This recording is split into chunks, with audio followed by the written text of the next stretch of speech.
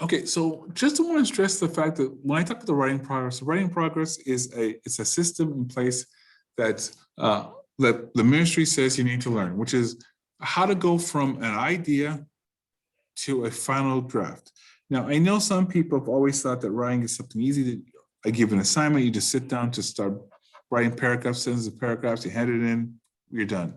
But like anything else, it requires proper planning, right? If you're going to make a house, you don't just grab some wood, some nails, some concrete, and just make a house and go, that's it, I'm done. You go through a series of steps in order to achieve the goal. And that's what we're happy we do in these 3 steps. When writing any assignment, there is an outline, there's a rough draft, and there's a final draft. Now, if this assignment is something more visual, right?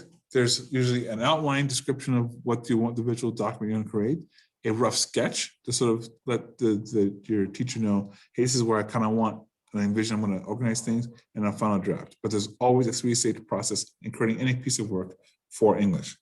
All right, so let's review what outlines are. Outlines are to check the ideas, and make sure that you are on the right track.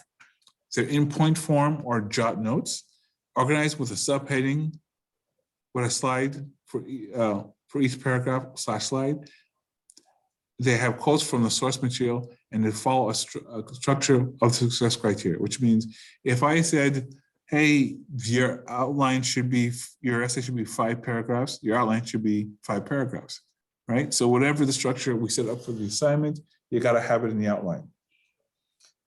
To be easily understood so that anyone can use it to create a rough draft, right? A good outline is something that if I said, Flora is going to write me an outline for an assignment, for an article, and he does it, I should be able to take Flora's outline and I should be able to start writing an essay.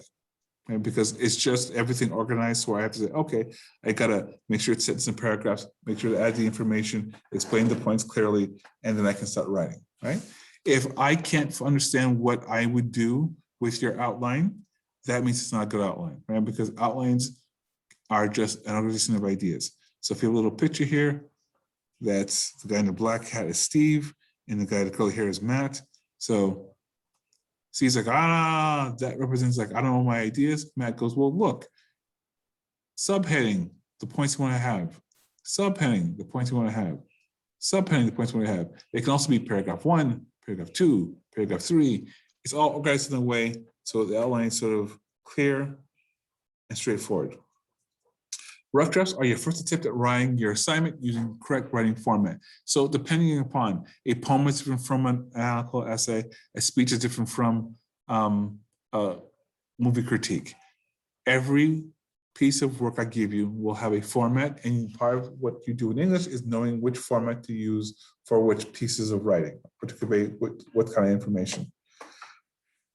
Okay, it should be set in paragraph form or any other form. So if it's PowerPoint, you need to do it in appropriate slides that you find in a PowerPoint. If it's a poster, it should be, you have a first attempt at creating a poster.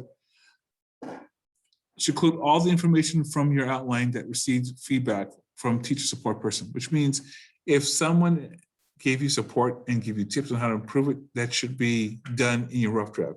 You don't do your outline again, you just basically take the feedback and you incorporate it into your rough draft. Include quotes from source material using MLA format.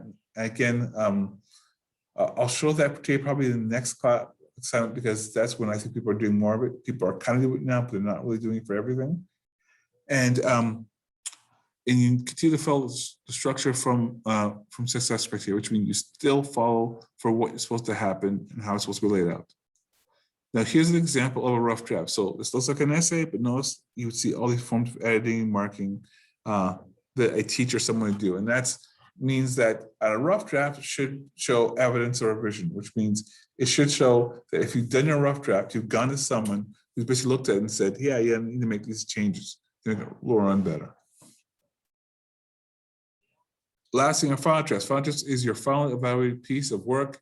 It's in sentence and paragraph form, or if it's a PowerPoint or whatever form it is, should use proper spelling and grammar, includes quotes from the source materials using MLA formatted if it's required. So if the quotes need to be MLA formatted, you have to make sure they are. includes a Emily format tile page, which I'll show you probably on Friday. And to follow the assignment, submit guidelines online, USB, hard copy with correct evaluations. It simply means that when you're done the assignment, you need to hand it in. And you need to hand in all the stages that you went before it. Now, luckily for you, when you send me something to edit, I edit it and I save it into a file that I have on the computer for you. So technically speaking, you don't have to give me your rough drafts and outlines because I will have collected them in the process of giving you feedback, right?